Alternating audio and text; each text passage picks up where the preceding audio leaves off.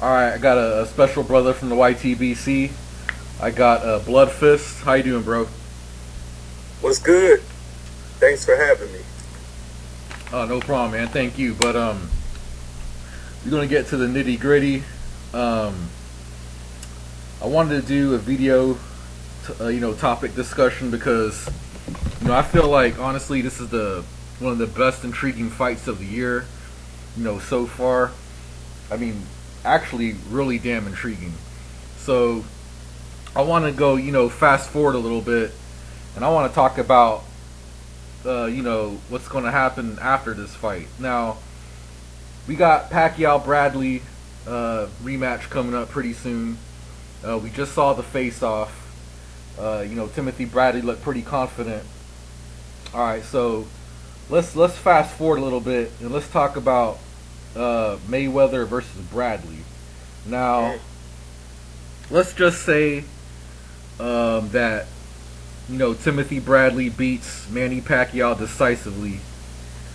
Will Mayweather versus Bradley in your eyes be bigger than Mayweather versus Pacquiao? That's a tricky question because after all the years the media has built up Mayweather's protagonist, uh, I just say because of the impact Pacquiao has globally, the names he beat when he was making that monster run, and just the hype he was getting, and the people that he got a whole country behind him. Exactly. Yeah. Timothy Bradley's from a small town, and not too many people out there support him that much. And other than that, a lot of people from social media to where I'm from, Right.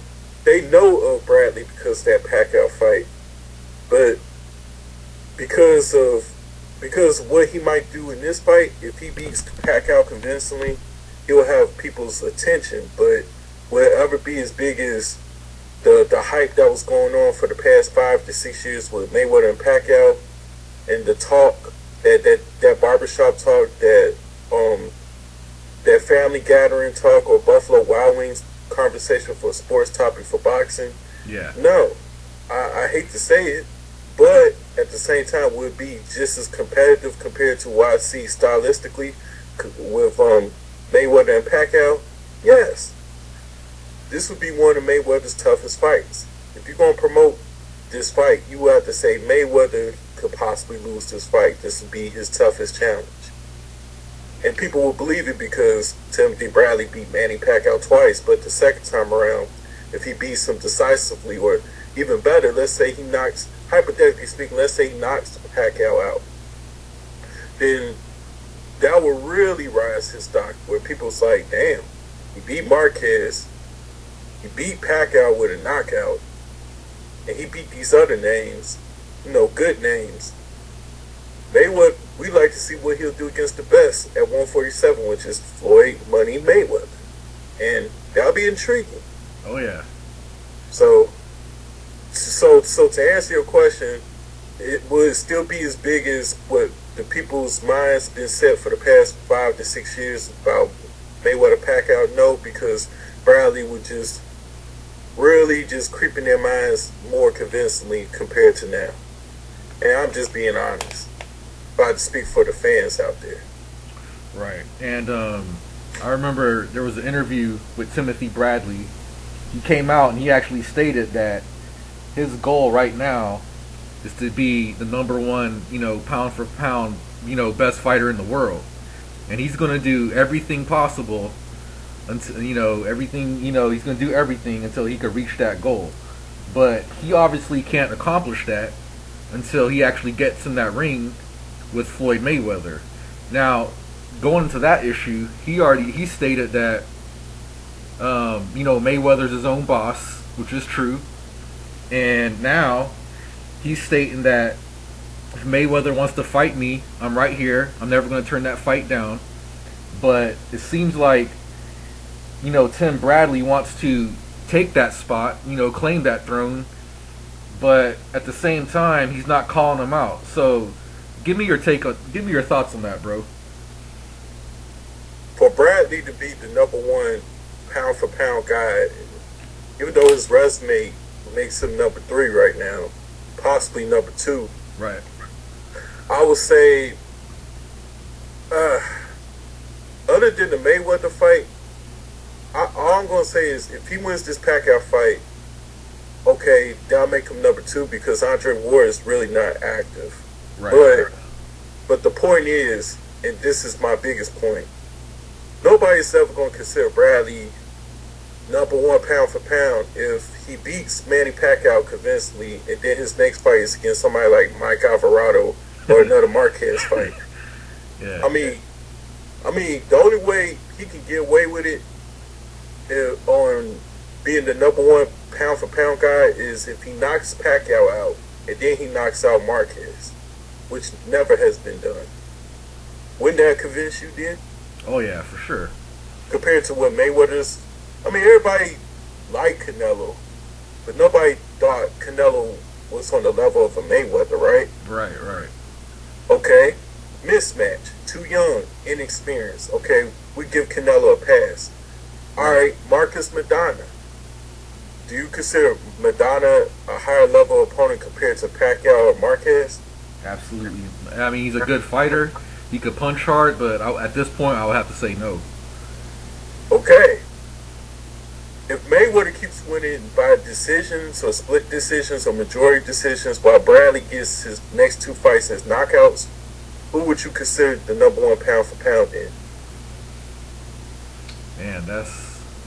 Alvarado, I'm not including Alvarado mainly because it wouldn't be an attractive name to convince people because Provodnikov already finished Alvarado for me to even make an argument. So did Brandon Rios. So knocking out Alvarado, getting a stoppage from Alvarado wouldn't say much because Rios done it and Marquez has done it. But anybody who can get a stoppage off on Marquez and then Pacquiao, yeah, you could say Mayweather, I'm ready for you next, and the people believe I'm your toughest challenge. I'm young, I'm undefeated.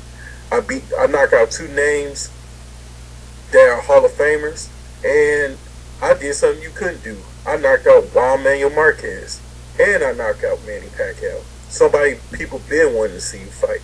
I beat them both twice. Then that's gonna make you a number 1 pound for pound guy. Yeah, my friend. Oh, I feel you. And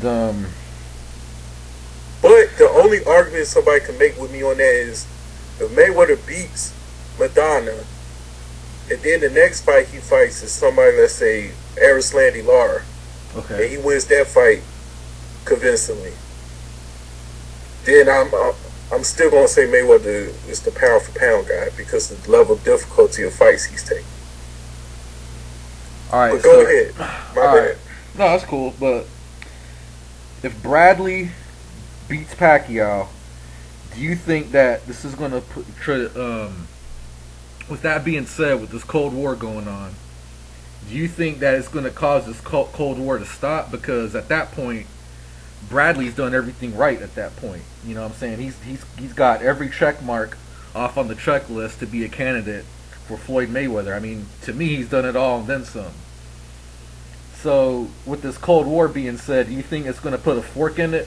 Do you think, it's going to be forced to make that fight happen? I'm going to tell you something. And I'm surprised a lot of boxing fans are not talking about this, especially in the YTBC. Al Heyman is taking away a lot of fighters. And he's advising a lot of fighters.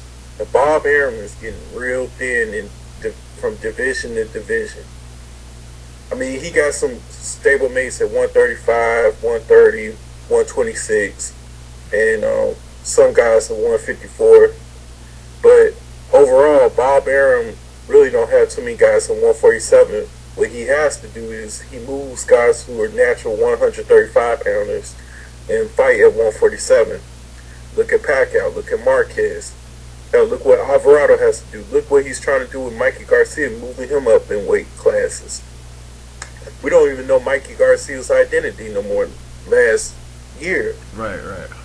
So Al Heyman's taking away all the good fighters that have them signed to him that Bob Arum might have to fold or he might get too old where this Cold War is pointless to a point. And then the other thing is, if this Russell Jr. and Lomachenko fight happens, because Russell does business with Golden Boy a lot, what will be the excuse then for not having a Bradley versus Mayweather fight? Yeah, I feel you on that. And I actually did hear about Gary Russell versus Lomachenko. I think that'll be a pretty good fight, but do you think they're rushing Lomachenko way too quick? I think Lomachenko should have had maybe 3 tune-up fights. Right. And then finally get that Salido fight. Yeah. Make it his 4th fight this year or something. Yeah, I think give him a little more season. Yeah, I think they rushed Lomachenko way too quick, man. He almost got rid of Salido, though. That's true. But going back to this original topic we were talking about. All right, so we got Mayweather versus Maidana coming up. Now, let's just hypothetically say that Mayweather beats Maidana, and Bradley beats Pacquiao. Does Timothy Bradley does Floyd Mayweather actually need Timothy Bradley on his resume when he retires to be considered all-time great? Martinez, or another intriguing fight might be in the future if they run their courses. Either Keith Thurman, but Thurman needs some more credible names, and unfortunately it's not positioned for him to have that because of boxing politics, or how they try to have him fight from this sanctioned body to that sanctioned body when he's usually the #1 contender or got an interim belt.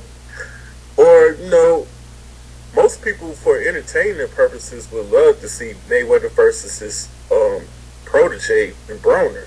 Right. But Madonna fucked that up. But big time.